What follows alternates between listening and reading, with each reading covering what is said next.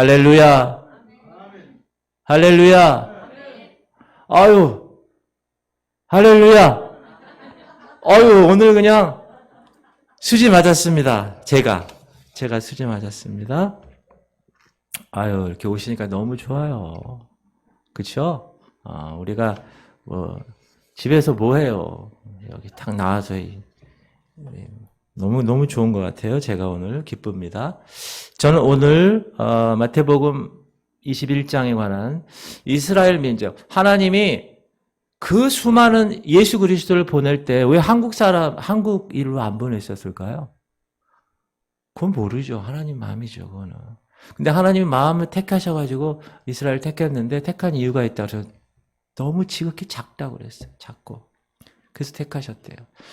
그런데 그 택한 이스라엘 백성들이 예수 그리스도 그분을 왕으로 인정하지 않죠. 인정하지 않고 그냥 반역하는 그런 모습들이 있어요. 지금까지도. 그래서 오늘 마태복음 21장과 22장 그 앞부분에 이스라엘 나라 하나님이 택하시고 예수 그리스도를 보내신 그 유대인에 관계되는 세 가지 표적이 있어요. 표적, signs, 표적. 그리고 비유가 있습니다. 비유. 그래서 세 가지의 표적과 세 가지의 비유를 우리 한번 공부해 보도록 하겠습니다. 너무 기대되지 않습니까? 여러분, 말씀을 기대하는 마음으로 받는 사람하고 이렇게 받는 사람하고는 달라요. 여러분, 기대하고 계십니까? 여러분 얼굴 보니까 써있어. 기대 이렇게 딱. 자, 그럼 이스라엘에 관한 첫 번째 표적이 뭐냐 하면 이 왕이 출현했다는 거예요. 자, 그게 1절부터 11절인데 우리가 21장과 22장 그 앞부분을 전체적으로 쭉 읽을 거예요. 그러니까 여러분 읽을 때 그 뜻을 생각하면서 저와 함께 같이 따라와 주시면 좋겠습니다. 자, 1절. 시작. 그들이 예루살렘에 가까이 가서 감람산 벳박에 이르렀을 때 예수께서 두 제자를 보내시며 2절. 이르시되 너희는 맞은편 마을로 가라. 그리하면 곧 메인 나귀와 나귀 새끼가 함께 있는 것을 보리니 풀어 내게로 끌고 오라. 이제 예수님이 예루살렘에 가실 시간이 되셔서 이제 가셔야 되는데 나귀 새끼를 타고 가신다는 거예요. 여러분, 왕이 아주 초라한 모습으로. 3절 시작. 만일 누가 무슨 말을 하거든 주가 쓰시겠다 하라. 그리하면 즉시 보내리라 하시니. 예. 이 말씀 가지고도 설교를 한 편 할 수는 있는데, 여러분, 주님이 쓰시겠다 하면 아무 이유 탁 놓고 그냥 보내는 거예요. 주님이 내 아들을 쓰시겠다. 그럼 그 아들을 보내는 거예요. 누구처럼? 아브라함처럼. 주님이 내 재능을 쓰시겠다. 그러면 할렐루야, 재능을 바치는 거예요. 주님이 내 재물을 쓰시겠다. 그러면 주님이 주신 재물이니까 그냥 바치는 거예요.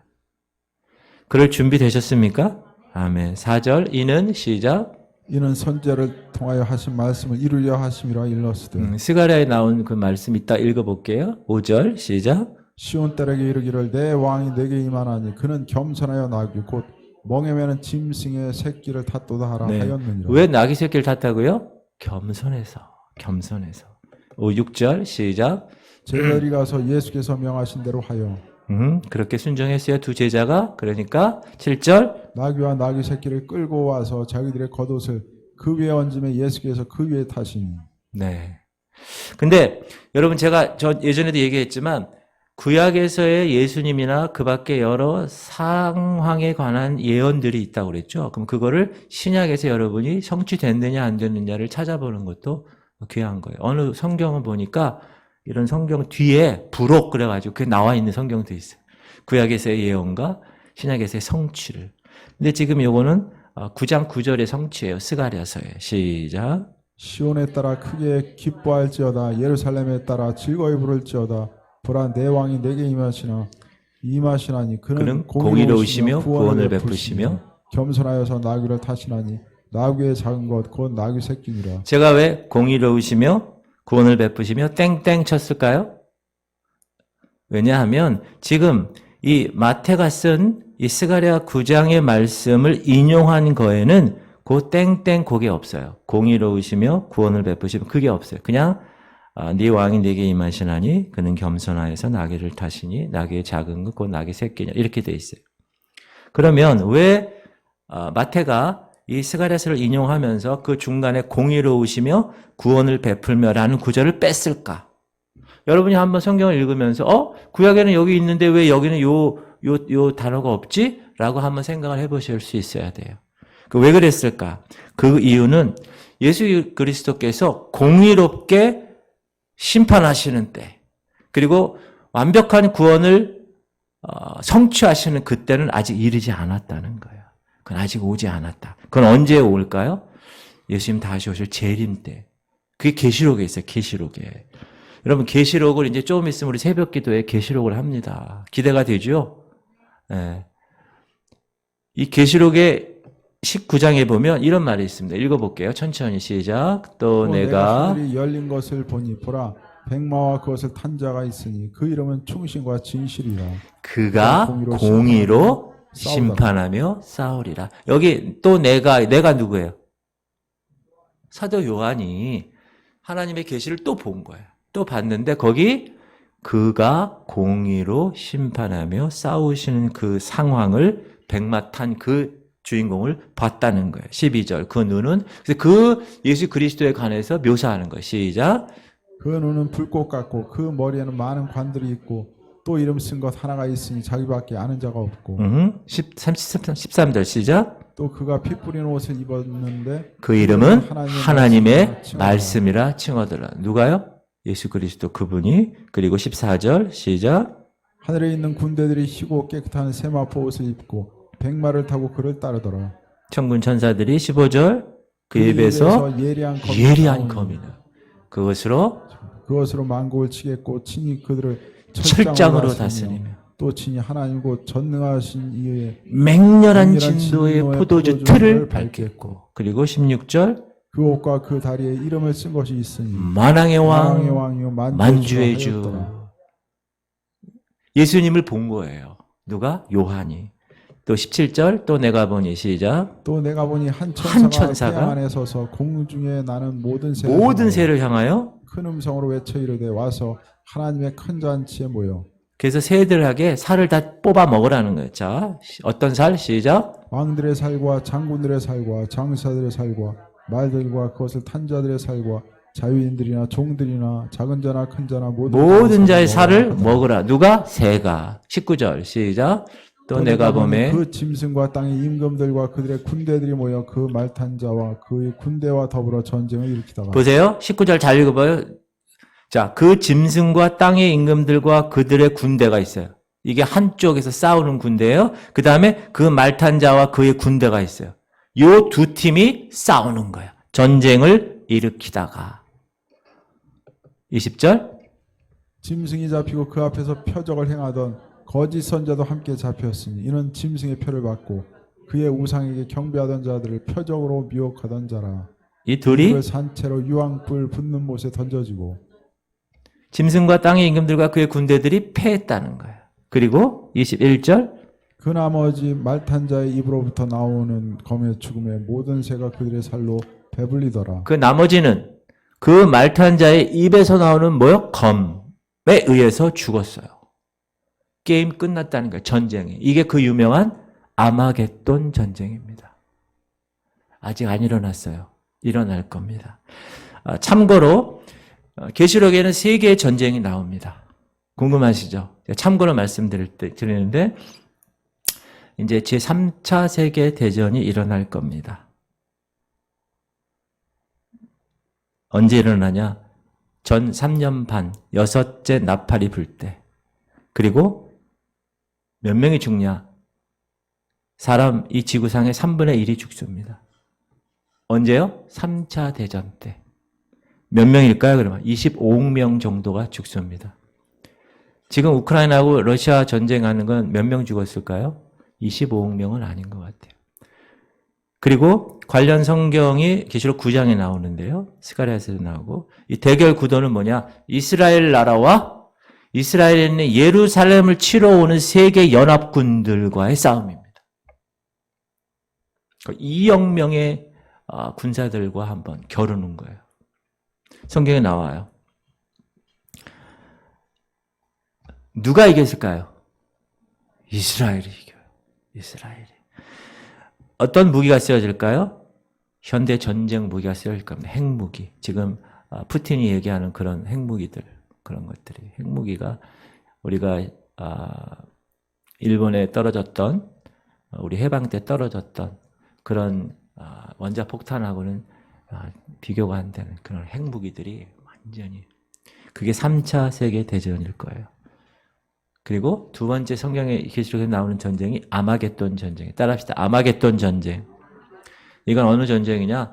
예수 그리스도와 구원받은 백성, 신부 성도들이 이제 내려와요. 공중에 있다가 땅에 내려갈 때 공중권세. 자, 공중권세 원래 마귀가 잡고 있다가 예수님이 공중에 오니까 이 공중권세 잡은 마귀가 지상으로 내려오죠.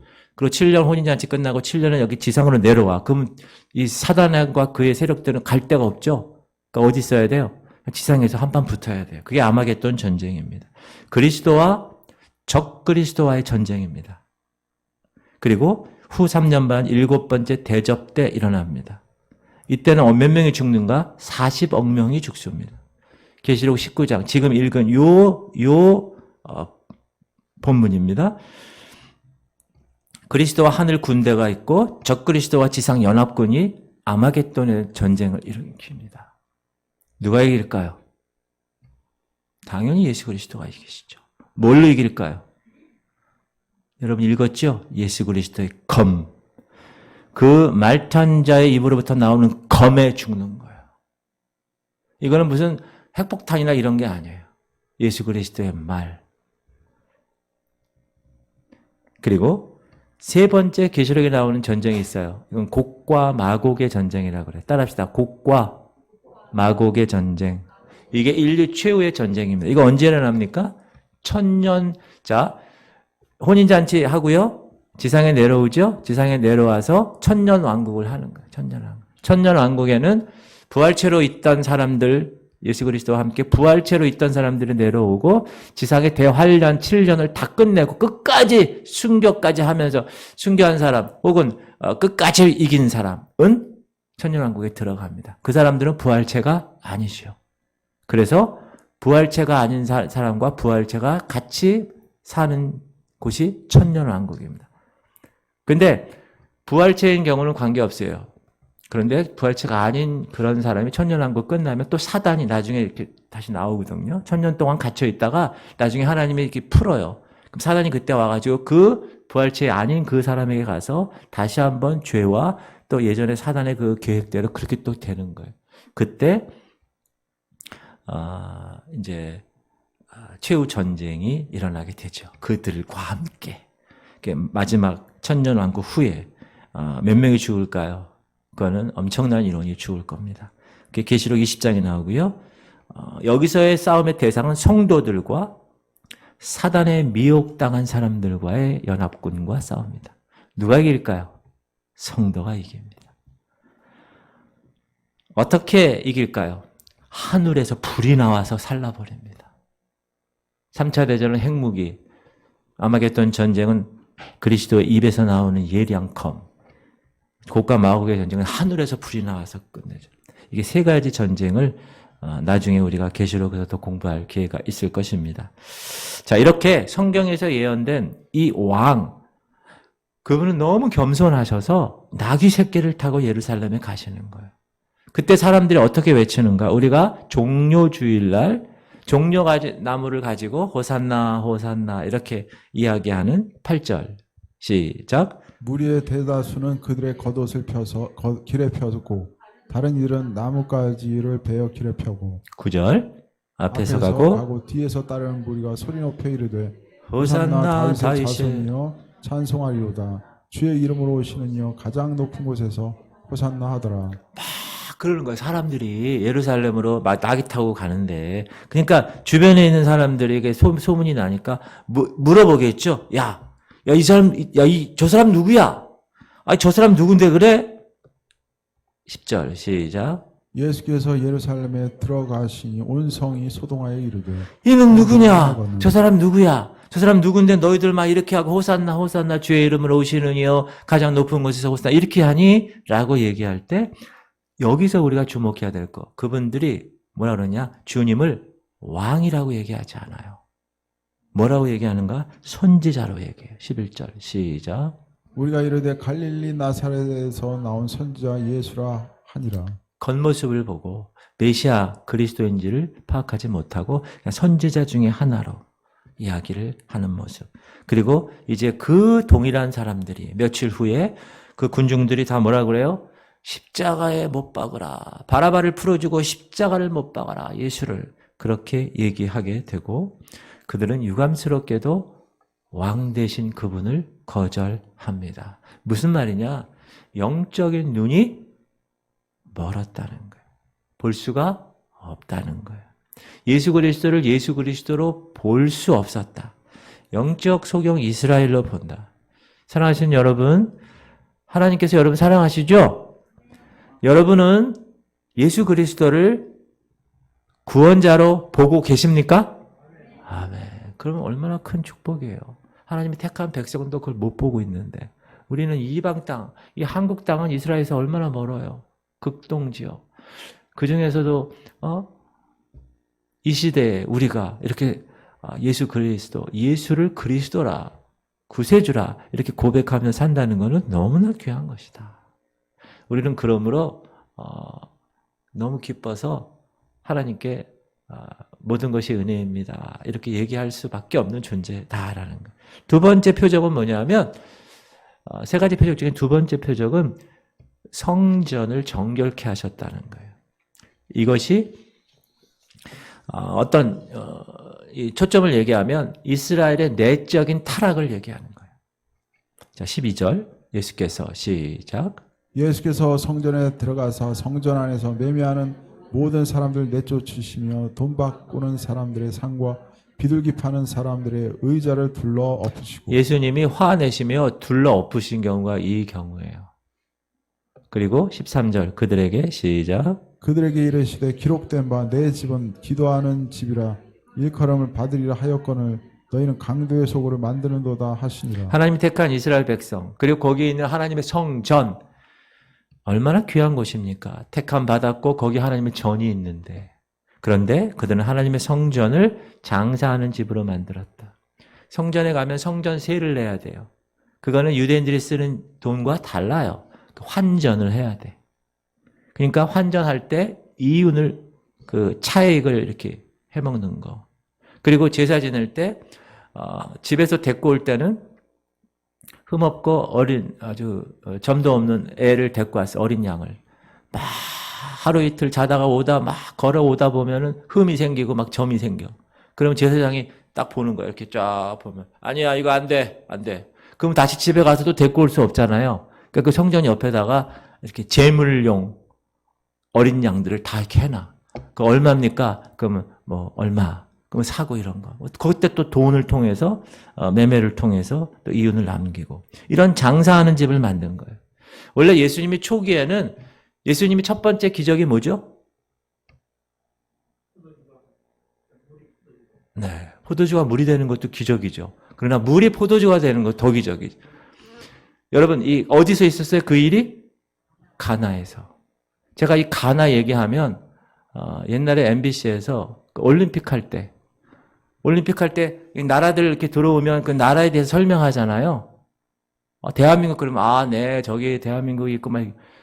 근데 가나가 들어온 거예요. 가나, 아프리카 가나. 그랬더니 그 아나운서가 교회 다니는 아나운서인가 봐. 네, 가나에서 오는군요. 자, 저 가나에서 예수님이 첫 번째 물로 포도주를 만들었죠? 그렇게 얘기한 거예요. 그러니까 해설자는 모르니까 그런가요? 이러는 거예요. 그 사람은 잘못한 거지. 그 가나는 그 가나가 아니죠. 이스라엘에 있는 가나라는 지역이지 가나 초콜릿 이렇게 보는 그 가나가 아닙니다. 그거는 저기 아프리카 가나. 근데 그거 아직도 잊어먹질 않아요. 그게 어느 올림픽인지 이건 잊어버렸는데 그 아나운서의 그 멘트가 제가 왜 얘기를 하냐면 처음에 예수님이 가나에서 혼인잔치에서 그 물로 포도주를 만들 때 정결 예식에 관한 그런 것들에 관해서 강조하셨어요. 근데 그 다음에는 그 사역을 하지 않으세요. 왜냐하면 유대인 마음이 완악한 마음이 변화되지 않는 거예요. 그리고 오늘 보면 13절에 기록된 바 내 집은 기도하는 집이라 일컬음을 받으리라 하였거늘 너희는 강도의 소굴을 만들었다. 이렇게 얘기하시잖아요. 이게 어디에 나오느냐? 이사야 56장에 나와요. 한번 읽어봅시다. 시작. 내가 곧 그들을 나의 성산으로 인도하여 기도하는 내 집에서 그들을 기쁘게 할 것이며 그들의 번제와 희생을 나의 제단에서 기꺼이 받게 되리니 이는 내 집은 만민이 기도하는 집이라. 걸음이 될 것임이라. 예레미야에도 나와요. 시작.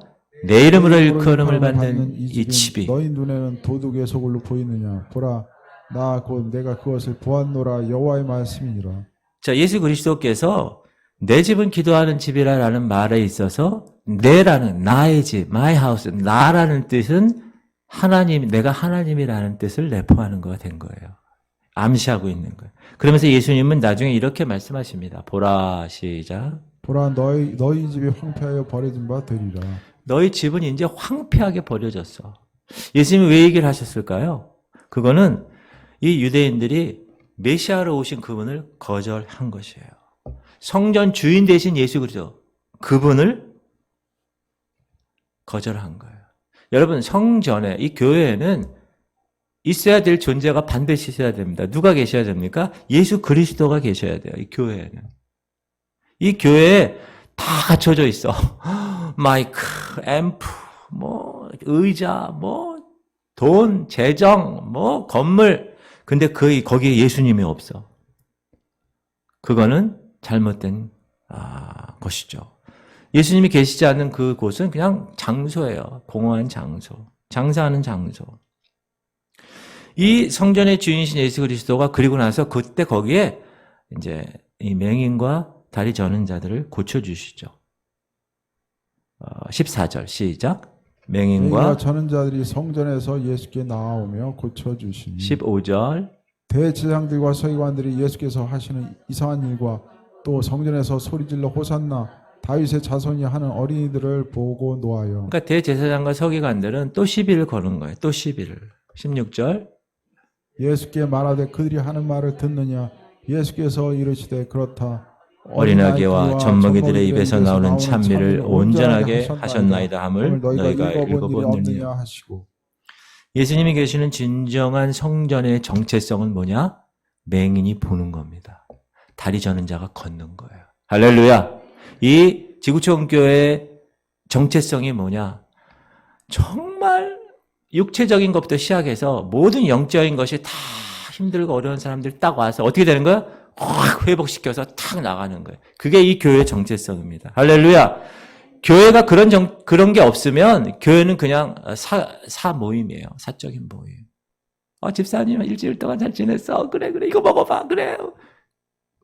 그게 나쁘다는 얘기 아니라 그것으로만 끝나면 안 된다는 거예요. 교회는 영적인 움틈과 꿈틀거림이 살아있지 않으면 그건 교회의 정체성이 아니다. 유대인 지도자가 이렇게 비난하니까 예수 그리스도가 시편 8편 2절을 인용하신 거예요. 아까 그게 시작. 주의 대적으로 말미암아 어린 아이들과 젖먹이들의 입으로 권능을 세우시며 이는 원수들과 보복자들을 잠잠하게 하려 하심이니. 자, 이걸 보면서 여러분 무슨 생각을 하십니까? 예수님은 구약의 성경을 꽉 꿰고 계셨다. 동일하게 지구촌 성결교회 성도님들도 성경을 꽉 꿰고 계십니다. 맞습니까? 자, 1월달 한번 해봅시다. 자, 꿰봅시다. 로마서 8장 28절 시작. 우리가 알거니와 하나님을 사랑하는 자 곧 그 뜻대로 부르심을 입은 자들에게는 모든 것이 합력하여 선을 이루느니라. 1월달 말씀 다 잘 알아. 왜? 마음 잡고 이제 하는 거니까. 자, 2월달. 2월달은 뭐죠? 네, 빌사일구 시작. 네, 하나님이 그리스도 예수 안에서 영광 가운데 그 풍성한 대로 너희 모든 쓸 것을 채우시라. 여러분 마스크 썼다고 제가 안 보는지 아세요? 제가 다 압니다. 마스크에서 이게 안 되는 사람은 가만히 있는 거예요. 그냥. 제가 다 봅니다. 자, 3월달 말씀. 자, 빌사13 시작. 능력 주시는 자 안에서 모든 것을 할 수 있느니라. 3월달까지는 그래도 좀 나은데 4월부터 문제야. 4월 롬 12장 2절 시작. 그건 5월달이고 자 시작. 너희는 이 세대를 본받지 말고 오직 마음을 새롭게 함으로 변화를 받아 하나님의 선하시고 기뻐하시고 온전하신 뜻이 무엇인지 분별하도록 하라. 할렐루야. 드디어 5월. 요한복음 1장 12, 13절. 시작.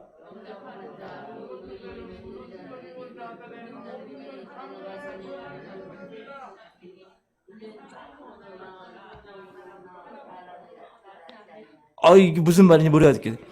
여러분, 권사님, 그 1월달하고 짬뽕 시키면 안 돼요. 처음에 잘 나가다가 나중에 1월달 성경 구절이야.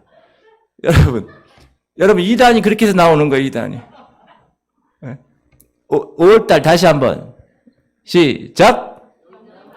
곧 그 이름을 믿는 자들에게는 하나님의 자녀가 되는 권세를 주셨으니 이는 혈통으로나 육정으로나 사람에게로 나지 아니하고 오직 하나님께로 난 자들이라.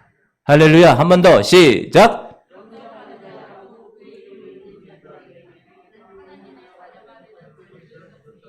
이는 육정으로나 사람의 뜻으로 나지 아니하고 오직.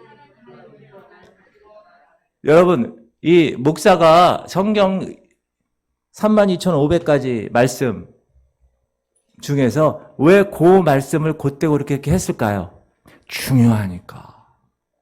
여러분은 주님을 영접하셨습니까? 이스라엘은 영접 안 했다는 거예요. 이스라엘은 그때 인간으로 오셨는데 지금 여러분이 여기 인간으로 예수님이 오셨으면 얼마나 황공하겠어요. 우리는 보이지 않는 예수님을 믿는데 걔네들은 보이는 예수를 믿지를 않았다는 거예요.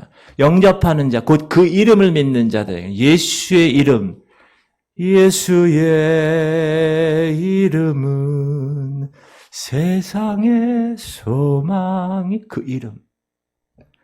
믿는 자들에게는 하나님의 자녀가 되는 권세를 주셨다는 거예요. 하나님의 자녀의 권세. 근데 그거는 혈통으로나 육적으로나 사람으로 나는 게 아니야. 엄마 아빠가 그냥 결혼식해서 첫날밤 해서 우리를 낳았다. 그게 아니라는 거예요. 그런 정도가 아니라 하나님께로부터 났다는 거예요. 믿습니까? 그걸 항상 어떻게 잊어먹지 않으려면 어떻게 하라고요? 지금 예수님처럼 얘기하다가도 기록되었을 때 이렇게 나와야 되는, 계속 뭐 얘기할 때. 남편하고 식사 같이 할 때도요, 이렇게 얘기하세요. 뭐 하다가, 여보, 하나님을 사랑하는 자, 그 뜻대로 부르심을 입은 자들에게는 모든 것이 합력하여 선을 이룬대. 자, 계란말이 먹어. 이렇게 해봐요. 그러면 남편이 아무것도 모르고 그냥, 그리고 받아 먹을 거예요. 그러면 여러분 외워지는 거예요. 계속. 그러면 가정의 평화도 있는 거예요. 할렐루야. 이렇게 안 졸아요. 자, 세 번째 표적. 세 번째 표적은 뭐냐? 무화과 나무에 저주가 있는 거예요. 무화과 나무 저주. 17절 시작. 그들을 떠나 성 밖으로 베다니에 가서 거기서 유하시니라. 18절. 길가에 한 무화과 나무를 보시고 18절 밑에 있죠. 시작. 이른 아침에 성으로 들어가 오실 때 시장하신지라. 배고파 부셨어요. 19절. 길가에서 한 무화과 나무를 보시고 그리로 가사 잎사귀밖에 아무것도 찾지 못하시고 나무에게 이르시되 이제부터 영원토록 내가 열매를 맺지 못하리라 하시니 무화과 나무가 곧 마른지라. 20절. 제자들이 보고 이상히 여겨 이르되 무화과 나무가 어찌하여 곧 말랐나이까. 무화과 나무 그러면 마태복음 24장에도 그러고 누가복음 13장에도 그러고 이스라엘을 상징한다고 분명히 나와 있어요.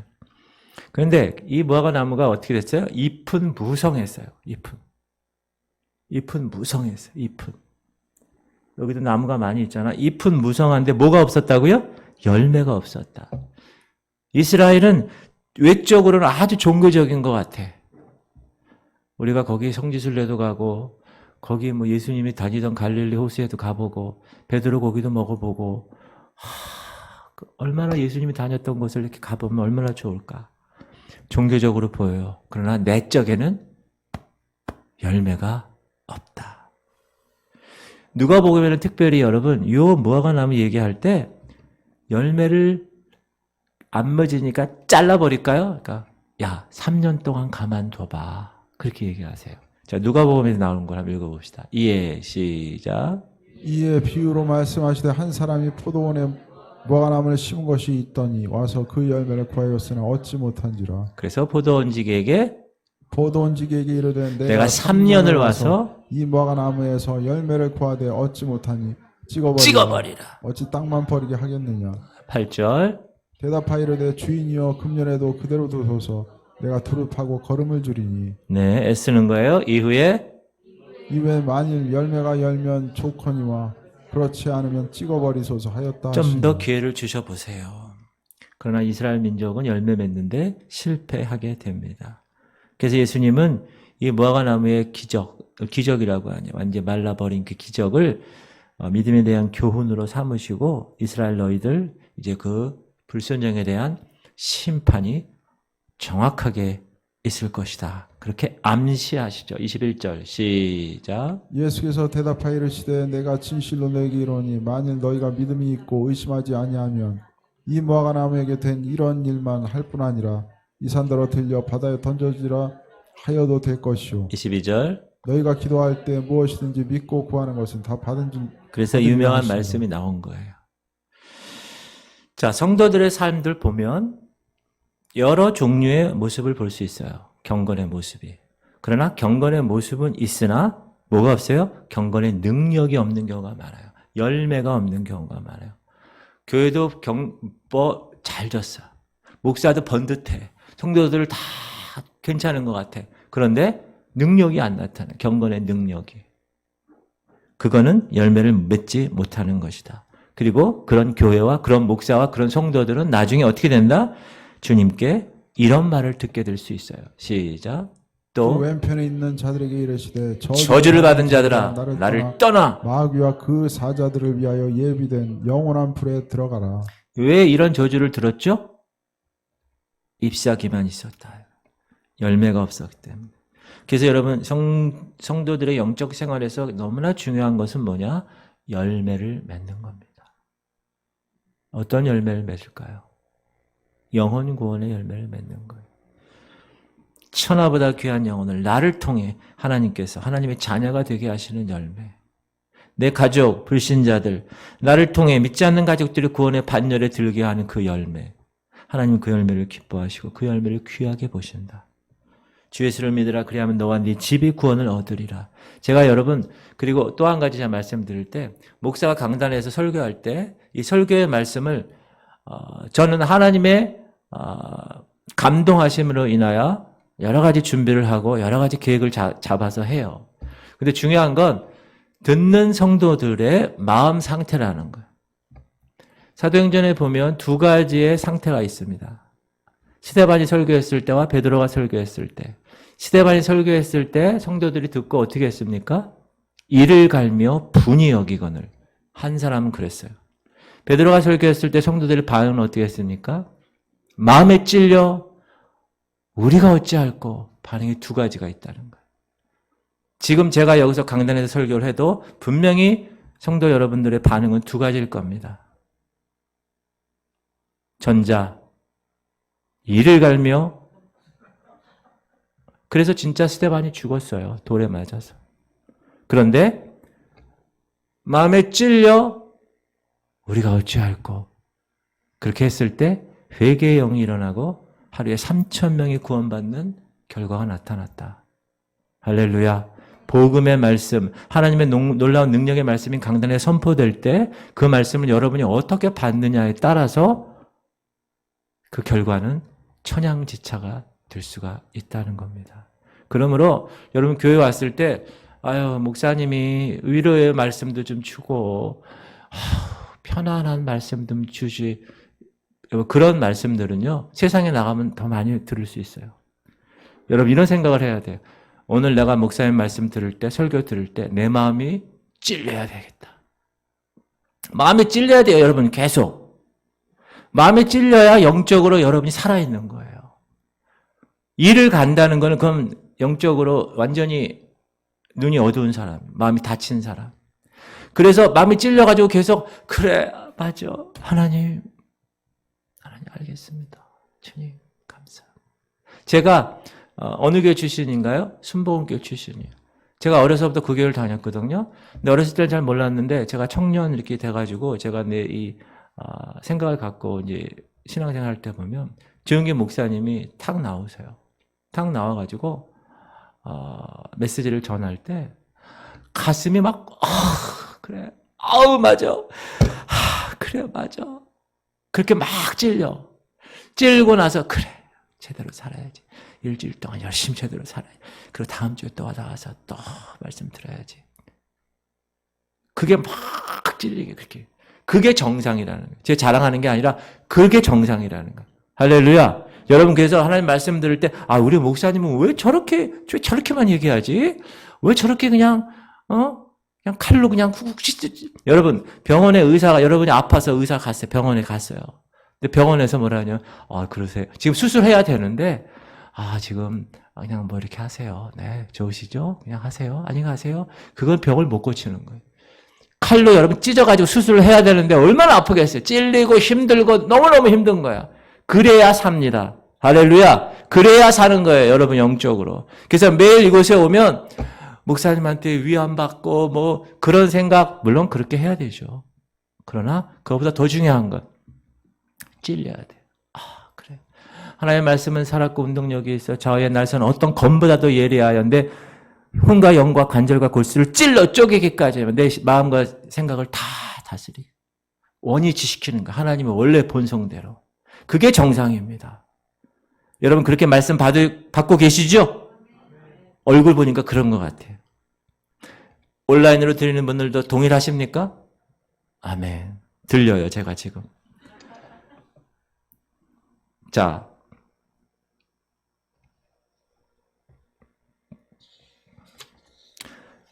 그런 구원의 열매를 여러분을 통하여 이루게 하신다는 거예요. 그래서 여러분 제가 이곳에 왔고 제가 이곳의 목적은 딴 거 없어요. 단순합니다. 여러분 가족 영혼 구원, 여러분 지금 제대로 신앙생활 안 하는 사람들 깨어있게끔 하고 지금 여기에 막 고름이 있고 여기에 완전히 수술해야 될 것 다 영적으로 칼로 다 도려내서 수술하고 새로운 피조물을 다시 한번 빚어지고 이제 주님 오실라 얼마 남지 저는 시한부 종만론이 아닙니다. 어떤 분 제가 하도 주님 다시 오실 얘기하니까 저 이장님하고 비슷해 막 이러시면 안 됩니다. 저는 그런 사람 아닙니다. 그러나 세상이 그렇게 얘기하고 있어요. 지금 4차 산업과 되어져 가는 과정. 제가 하나님의 시간 표에 관해서 설교했잖아요. 그렇죠? 그거 딱 보면 다 지금 세상이 그렇게 하고 있어요. 그러므로 그걸 자꾸 깨우는 거예요. 제 역할은. 그러니까 여러분이 그렇게 신앙생활을 하려고 제가 여기 왔어요. 여러분을 위해서. 믿으십니까? 그러니까 여러분 완전히 딸딸 뭉쳐서 알곡신도가 돼야 되는 거예요. 그 어느 누가 와도 탁 사단이 와도 탁 그냥 완전히 대적 기도하면서 선포 기도하면서 지금 계속 하고 계십니까? 집에서? 붙여만 놓고 지나가다 이거 뭐지? 옛날 붙인 거구나. 이러시면 안 되는 거예요. 계속 선포 기도하시면서 그렇게 하셔야 되는 거예요. 어둠의 영들. 남편 안에 믿지 않는 남편 뒤에 뭐가 있어요? 혼미케 하는 어둠의 영이 있다는 거예요. 남편을 미워하지 마세요. 그 혼미케 하는 영을 여러분이 하나님 자녀된 권세 우리가 외웠잖아요. 요한복음 1장 12절. 그죠? 5월달 말씀. 하나님의 자녀가 되는 권세를 주셨어요. 우리에게. 그럼 그걸 실행하는 거예요. 그거 하기 전에 그 말씀을 선포하는 거예요. 영접하는 자고 그 이름을 믿는 자들은 하나님의 자녀가 되는 권세를 주셨어. 난 그 권세를 가지고 내가 널 대적한다. 내 남편 뒤에서 혼미케 하는 더러운 귀신아 예수를 물건 걷다 나 갈지어다. 그렇게 선포하는 거예요. 할렐루야. 세 가지 비유에 관해서 23절부터 한번 읽읍시다. 예수께서 시작. 예수께서 성전에 들어가 가르치실세 대제사장들과 백성들의 장로들이 나와 이르되 네가 무슨 권위로 이런 일을 하냐? 또 누가 이 권위 줬어? 24절. 예수께서 대답하시되 나도 한 말을 너에게 물으리니 너희가 대답하면 나도 무슨 권위로 이런 일을 하는지 이르리라. 25절. 요한의 세례가 어디로부터 왔느냐 하늘로부터냐 사람으로부터냐 그들이 서로 의논하여 이르되 만일 하늘로부터라 하면 어찌하여 그를 믿지 아니하였느냐 할 것이요 26절. 만일 사람으로부터라 하면 모든 사람이 요한을 선자로 여기니 백성이 무섭다 하여 27절. 예수께 대답하여 이르되 우리가 알지 못하노라 하니 예수께서 이르시되 나도 무슨 권위로 이런 일을 하는지 너희에게 이르지 우리가 아니하노라. 예수님처럼 산다, 예수님을 닮아간다 하는 이런 면도 볼 수 있어야 돼요. 세상 사람들과 얘기할 때 하늘의 지혜를 가지고 그 말을 정확하게 예수 그리스도의 모습처럼 할 수 있는. 지금 마태복음 21장부터 23장까지는 당시 종교 지도자들, 지금 여기 얘기한 대제사장들과 백성들의 장로들, 이들과 함께 성전 안에 계셨어요. 누가? 예수님이. 그런데 대제사장들과 백성의 장로들이 예수님을 꼬투리를 잡아서 계속 공격을 하고 있는 거예요. 그런데 여러분 24장에 가면 예수님이 성전을 떠나세요. 이건 큰 의미가 있는 거예요. 그리고 다시는 그 성전에 들어가지 않으세요. 그걸 뭐라 그러는가? 주님의 영광이 떠나갔다는 거예요. 이 주님의 영광이 떠나갔다 그러면 무슨 말이 떠오릅니까?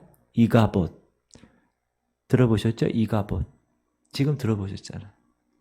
이거는 엘리 제사장의 아들 비느하스라는 사람이 있는데 그 사람의 아내가 아기를 배서 해산할 때가 됐어요.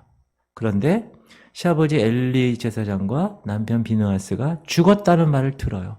그러면서 아기를 낳는 거예요. 그때 그 아기 이름을 이가봇이라고 그래요. 뜻이 뭐라고요? 하나님의 영광이 떠나갔다. 왜? 블레셋 사람들에게 하나님의 괴가 빼앗아 갔어요. 그리고 시아버지와 남편이 죽었다는 거예요. 자, 오늘 본문에서도 성전의 주인이 누구예요? 예수님이에요. 근데 그 성전의 주인이 예수님이 성전을 떠나신 거예요. 성전의 주님의 영광이 없다는 거예요. 주님이 떠난 성전. 저는 이걸 보면서 지금 이 시대에 얼마나 교회가 많이 있습니까? 수많은 성도들이 얼마나 많이 있나요? 그런데 그 교회와 그 성도들 안에 과연 예수의 영광이 차고 넘치고 있는가? 아니면 예수의 영광이 떠나갔는가? 여러분 집안에 예수 그리스도의 영광이 찹니까? 할렐루야? 아니면 예수의 영광이 없나요?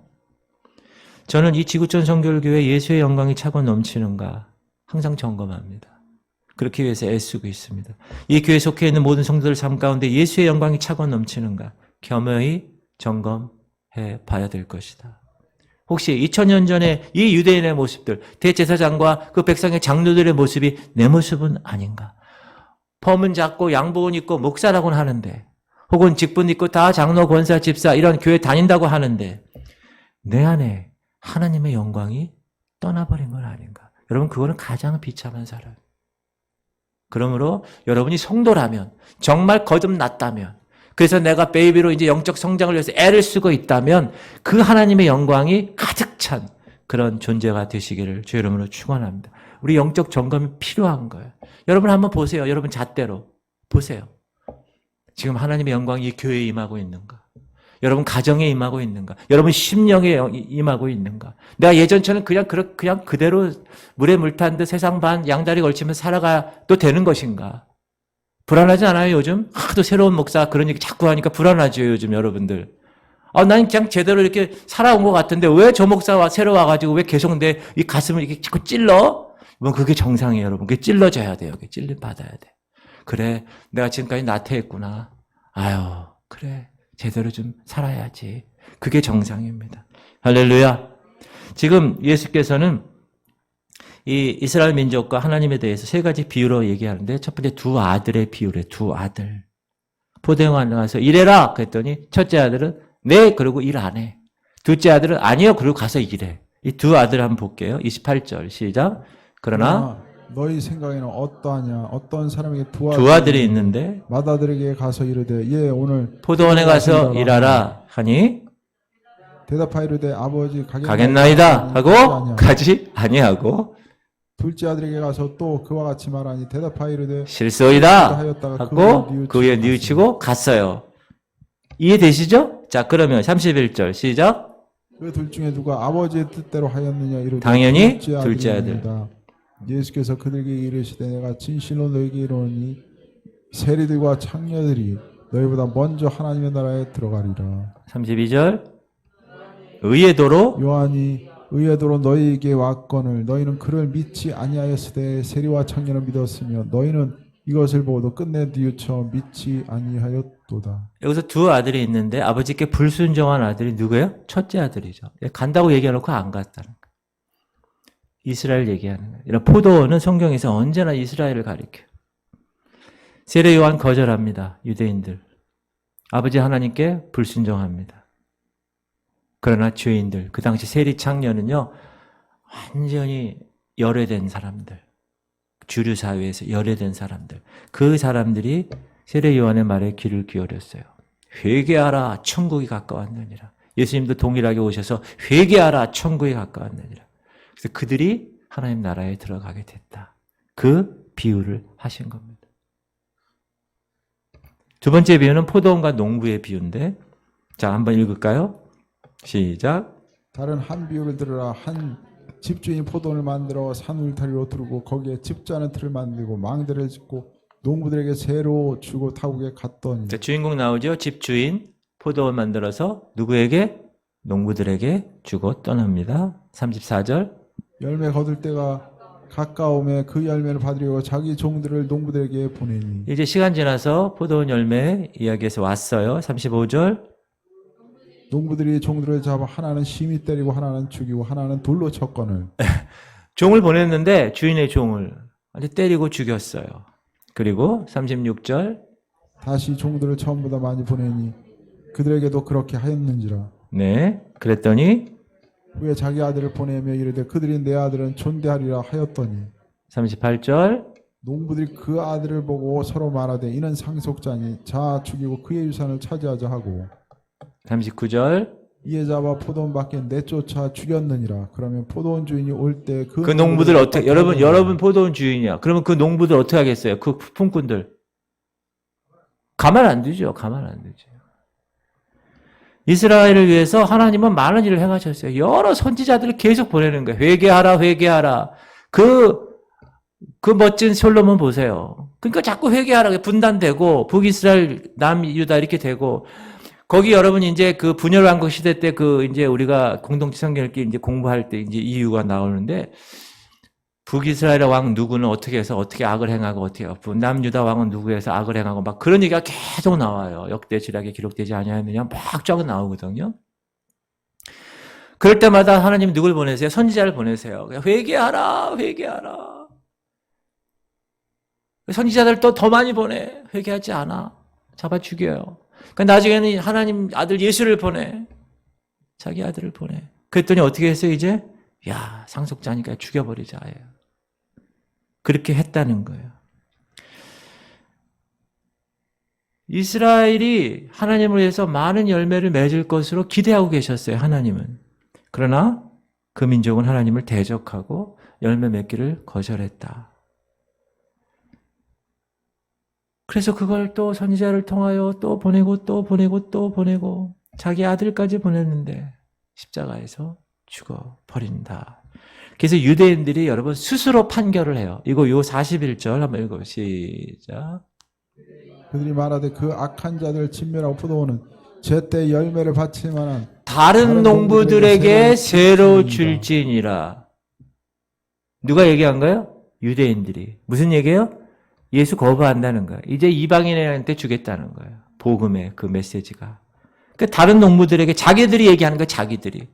42절 예수께서 이르시되 너희가 성경에 건축자들이 버린 돌이 모퉁이의 머릿돌이 되었나니 이것은 주로 말미암아 된 것이요 우리 눈에 기이하도다 함을 읽어본 일이 없느냐. 43절 그러므로 내가 너에게 이르노니 하나님의 나라를 너희는 빼앗기고 그 나라의 열매 맺는 백성이 받으리라. 너희는 빼앗겨 이제 뭐요? 다른 농부들에게 갈 거야. 44절 이 돌 위에 떨어지는 자는 깨지겠고 이 돌이 사람 위에 떨어지면 그를 가루로 만들어 흩으리라 하시니 흩어버릴 거야. 45절 대제사장들과 바리새인들이 예수의 비유를 듣고 자기들을 가리켜 말씀하심인 줄 알고 잡고자 하나 무리를 무서워하니 이는 그들이 예수를 선자로 알미었더라. 이제 주님은 이스라엘로부터 영적인 축복을 빼앗아서 예루살렘을 파괴하고 그 모든 축복을 이방 사람들에게 가져가십니다. 건축자의 버린 돌이라고 예수님이 이야기합니다. 이 얘기는 여러분 이사야서에서 나오고 사도행전에서 나오고 로마서에서 나오고 우리가 새벽 기도할 때 베드로전서 2장에서도 나왔어요. 모든 이스라엘에게 예수 그리스도가 거치는 돌이 됐다는 거야. 거치는 돌. 자꾸 넘어지는 거야. 예수 때문에 이스라엘에게 있어서는. 그러나 교회에는 예수 그리스도 그 돌이 기초석이 되었다. 저와 여러분에게는 foundation stone, 기초석이 딱 된 거예요. 흔들리지 않는. 믿으십니까? 이 두 가지 비유를 통해서 이스라엘이 아버지 하나님께 불순종하는 것, 그리고 아들마저 보내신 그 아들마저 십자가에 못 박는 것을 우리는 보게 됩니다. 안타까운 거죠. 지금도 그래요, 여러분. 지금도. 이스라엘 가면. 그리고 22장에 가서 세 번째 비유가 나와요. 혼인잔치 비유예요.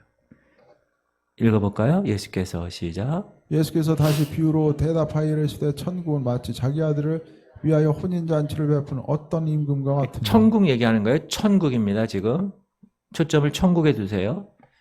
시작. 그 종들을 보내어 그 청한 사람들을 혼인잔치에 오라 하였더니 오기를 싫어하거늘. 자, 여러분이 이제 애를 이제 결혼시켜서 가지고 잔치를 베풀었어요. 손님이 없으니까 다 오라고 다 초점장 보내고 다 보냈어. 그때 다 오기를 싫어하는 거예요. 4절. 다시 다른 종들을 보내며 이르되 청한 사람들에게 이르기를 내가 오찬을 준비하되 나의 소와 사진 짐승을 잡고 모든 것을 갖추었으니 혼인잔치에 오소서 하라 하였더니. 그러니까 다른 종들한테 또 얘기했어. 더. 그랬더니 5절. 그들이 돌아보지도 않고 한 사람은 자기 밭으로 한 사람은 자기 사업하러 가고 그 남은 자들은 종들을 잡아 모욕하고 죽이니. 이 비유가 재림 때 나타날 그리스도 신부로서의 교회에 관한 축복된 진리라고도 해석하는 분도 계세요. 그러나 또 하나의 해석은 이 유대인에 관계되는,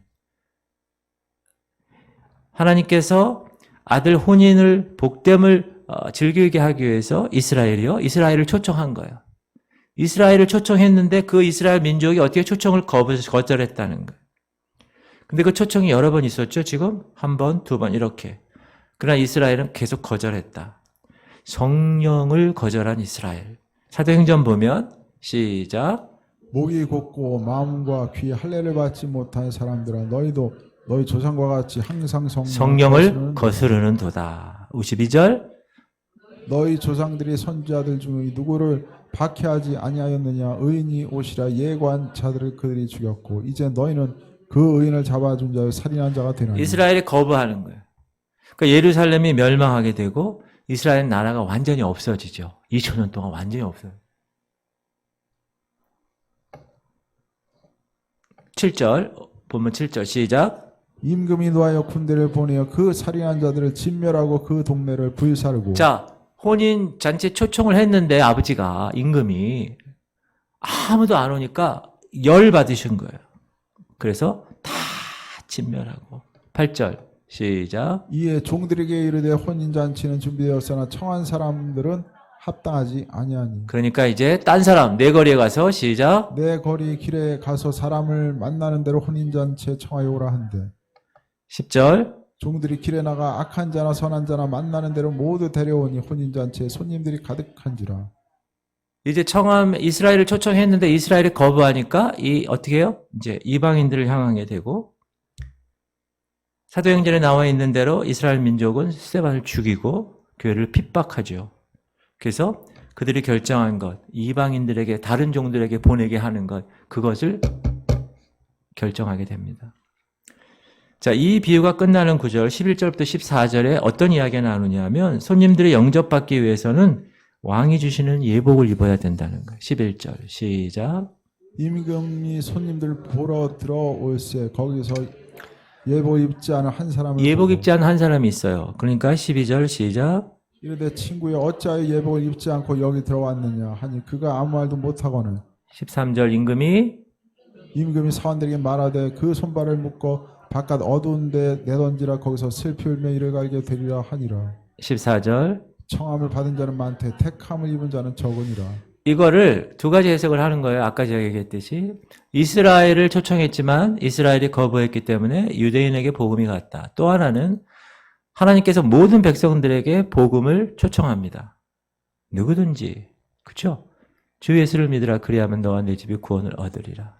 하나님이 세상을 사랑하사 독생자를 주셨으니 누구든지 이를 믿는 자마다, 그렇죠? 누구든지.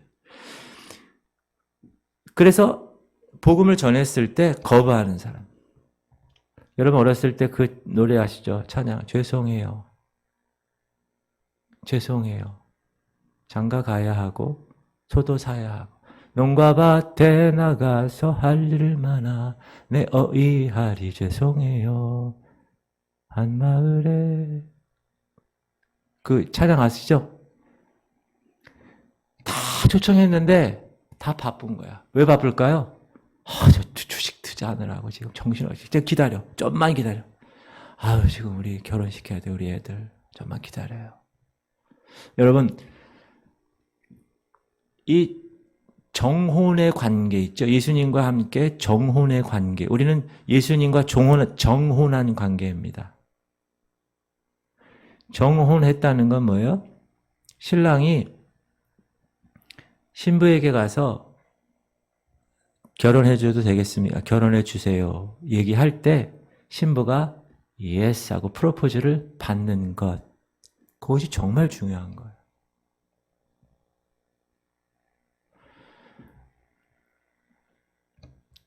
결혼해 주세요 했는데 싫어요. 그럼 어떻게 돼요? 관계가 형성되지 않는 거예요. 왜 싫으십니까? 저 장가 가야 돼요. 왜 싫으시죠? 소도 사야 돼요. 농가 밭에 나가서 할 일이 너무 많아요. 지금 저 박사 공부하는 것 때문에 정신 없어요. 저 지금 여러 가지 지금 계획이 많아. 특히 젊은 애들 얼마나 계획이 많아요. 비전 갖고. 근데 예수 그리스도께서 오셔서 초청을 했을 때 여러분은 어떻게 해야 됩니까? 예스 하셔야 돼요. 그래야 신랑 대신 예수 그리스도와 정혼이 된 관계고 처소를 예배하러 가면 다시 와서 너희를 내게로 영접하여 나 있는 곳에 너희도 있게 하리라서 신부가 되는 거예요. 그분의 신부가. 여러분은 그런 신부의 신랑의 초청에 응답하셨습니까? 아멘. 그럼 응답하지 못한 사람들은 어떻게 해야 될까요? 응답할 수 있게끔 여러분이 구원의 반열에 이르게 해야 되겠죠. 마무리합니다. 이 세 가지 비유들은 이스라엘의 영적인 역사를 보여줍니다. 동시에 우리에게도 동일하게 이야기하는 거예요. 열매 맺었니? 하나님의 부르심에 그 선택함에 응답했니? 제대로? 아니면 하나님 아버지께 불순종했니? 말은 예 갈게요 하고 안 갔니? 그럼 되지 않는다. 아들을 십자가에 못 박고 성령을 거역한 그 이스라엘처럼 우리는 아마 그렇게 하나님이 선택하시고 하나님이 그렇게 하셨는데도 불구하고 우리는 그런 이스라엘의 모습이 되진 않았는가. 항상 여러분이 점검을 해야 될 것입니다. 그렇지 않으면 이스라엘에게 주어질 축복이 다 어디로 가요? 이방인에게 갔다. 이스라엘 민족은 제껴지는 거예요. 여러분 삶 가운데 내가 왜 지금 신앙생활을 하는지, 내가 지금 왜 교회 다니는지 그거를 매일매일 물으셔야 됩니다. 얼마나 내가 지금 살아가는 이 세상에서 내가 왜 일을 해야 되는지를 계속 물으셔야 돼요. 그렇지 아니하고 세상 풍조와 세상 이 가치관에 휩쓸리다 보면요. 아까 얘기하는 거예요. 주님이 초청했을 때 장가 가야 되고 소도 사야 되고 농가밭에 할 일이 많아요. 죄송합니다. Excuse me, 죄송합니다. 그러고 떠났어. 그 사람은 끝난 거예요. 거기서. 이스라엘처럼. 여러분 하나님의 음성으로 받기 바랍니다. 여러분께서 여러분 마음 가운데 성령께서 지금 이 찔림을 주셔야 돼요. 그래, 내가 제대로 신앙생활 해야지. 그래, 내 남편, 내 아들, 딸, 내 부모. 주님, 왜 저 목사 새로 와가지고 계속 저 얘기만 합니까? 그게 중요하니까. 교회 본질이에요, 그게. 복음. 교회 본질은 예수. 예수의 본질은 뭐예요? 구원이에요, 구원. 예수님 여기 왜 오셨어요? 여러분에게 왜 왔었어요? 심심하셔서? 구원 때문에 오신 거잖아요. 그래서 이 교회가 그거를 이 원색적인 복음에 관해서 이게 이렇게 허리 멍텅하게 되면 그거는 교회가 아닙니다. 더 이상. 제가 얘기했죠. 세 가지 교회가 있습니다. 이 세상에는. 항상 패배하는 교회. 사단에게 그다 터지는 교회. 그렇죠? 성도들 마찬가지. 두 번째, 계속 전쟁 중인 교회. 이기고. 세 번째, 승리하는 교회. 여러분 어느 교회에 속하고 계십니까? 여러분은 어느 교회에 속하고 싶으십니까? 승리하는 교회. 여러분 스스로도 점검하세요. 여러분이 계속 질문하셔야 돼요. 여러분 하는 그 그거에 너무 집중해서 하나님을 잊어버린다. 그거는 어리석은 사람입니다. 하나님을 먼저 우선순위에 두셔야 돼요. 여기 계신 분들은 다 그런 분임을 선포합니다. 할렐루야. 그리고 그렇지 못한 여러분 주변에 있는 사람들에게 깨워야 돼요. 자고 있으면 계속 깨워야 돼요. 깨우십시오. 깨어있는 자가 깨울 수 있습니다. 잠자는 자는 못 깨워요. 하나님 오늘도 귀한 말씀을 통하여 깨닫게 하심을 감사드립니다. 우리 지구촌 교회 성도들 이스라엘처럼 영적 소경되지 않게 하시옵소서. 하나님 말씀 듣고 순종하지 않은 불순종하는 아들들이 되지 않게 하여 주시고 혼인잔치에 참여해서 예복 준비 못하여 저 아버지 더럽고 추한 곳에 떨어지지 않도록 주님 항상 주님의 의의 옷을 입고 예수 그리스도의 옷 입고 하나님께 나아가는 백성들 되게 하여 주시옵소서. 이 교회 세우신 목적은 복음 전파를 위한 것입니다. 하나님 이곳에서 우리가 그냥 잘 먹고 잘 살라고 하나님께서 이 교회 공동체를 주신 것이 아닙니다. 하나님 내가 신앙생활 하는 목적도 아버지 하나님이여 그냥 나 혼자 천국 가는 것이 목적이 아님을 우리는 알고 있습니다. 하나님 내 주변에 내 가족들 특별히 하나님 깨울 수 있도록 먼저 내가 깨어있기 원합니다. 내가 말씀으로 기도로 성령으로 깨어있기 원합니다. 내가 성숙되기 원합니다. 내가 영적 전쟁을 수행할 수 있는 그 정도까지 성장하기 원합니다. 난 하나님의 자녀된 권세를 이미 가졌습니다. 매일 말씀을 외우겠습니다. 그 말씀대로 내가 깨닫고 말씀대로 실천하겠습니다. 하나님 나를 도와주시고 나를 불쌍히 여겨주셔서 나를 통하여서 이 교회가 나를 통하여서 이 연수동이 나를 통하여서 내 모든 지역에 있는 모든 아버지 하나님의 사업체와 직장이 다 변화되는 놀라운 역사가 나타나게 하시옵소서. 아버지 그것이 주님이 나를 향한 뜻임을 깨닫고 목사인 저부터 시작하여 이곳에 있는 모든 어린아이까지 하나님 똘똘 뭉쳐 사랑의 띠로 묶어주시고 하나님 그리스도와 정혼한 관계로 세상과 이제 정결하게 다 끊고 이제 주님만 기다리며 예수 그리스도 다시 오실 그날만 기다리는 신부처럼 하나님 매일매일 기름 준비하고 하나님 예복 준비하고 주님의 그 초청에 예스하며 응답하여 하나님의 놀라운 백성의 모습으로 아버지 살아갈 수 있도록 주님 역사하여 주시옵소서. 우리 김남욱 권사님을 위해서 기도합니다. 지금 주관자실에 계십니다. 뇌 아버지 출혈로 인하여서 뇌 혈관이 터졌습니다. 하나님 인간이 보기에 의사가 보기에는 가망이 없다고 합니다. 그러나 하나님께서 지금 이 시간 성령으로 김남욱 권사님 찾아가 주시옵소서. 하나님 만져주시옵소서. 그 모든 터진 부분을 주께서 성령으로 치유하시옵소서. 말씀으로 치유하시옵소서. 그래서 그 권사님 이제 그 이겨내게 하시옵소서. 이겨내고 이제 태어나서 하나님의 거룩한 자녀로 다시 이곳에 나와 참 예배자로 하나님 앞에 설 수 있도록 하나님 인도하시옵소서. 이를 위해서 가족들이 기도하고 있습니다. 특별히 김영신 집사님 하나님 만져주시고 이 모든 것을 위해서 뛰어다니면서 하나님의 애를 쓰는데 주님 피곤치 않고 고단치 않게 하시고 주께서 하나님의 영으로 항상 붙잡아 주셔서 하나님의 넉넉히 이기느니라 선포하며 이런 모든 영적 전쟁에 승리하게 하시옵소서. 정의자 권사님 마음을 위로하시고 남편의 그 모든 것들을 위하여 하나님께서 연약해지지 않도록 인도하시고 내 영혼아 어찌하여 낭망하며 어찌하냐 불안해하는가. 너는 하나님을 바라라. 하나님 말씀하신 대로 주님만 바라보며 나가는 귀한 권사님 가정 될 수 있도록 역사하여 주시옵소서. 김원정 권사님 이 시간 예수의 피를 바릅니다. 다리의 모든 통증은 다 사라졌음을 선포한다. 하나님 그 딸의 모든 기도와 새벽부터 저녁 때까지 이 교회와 목사와 이 성도들과 또 아버지 하나님의 세 자매 그 딸들을 위해서 기도할 때마다 하나님 그 기도를 들어 응답하여 주시옵시고 하나님의 그 모든 혼미케 하는 영들을 다 주께서 뽑아주셔서 이제 그들이 다 나와 주님께 영광을 돌리는 귀한 딸 가정들 될 수 있도록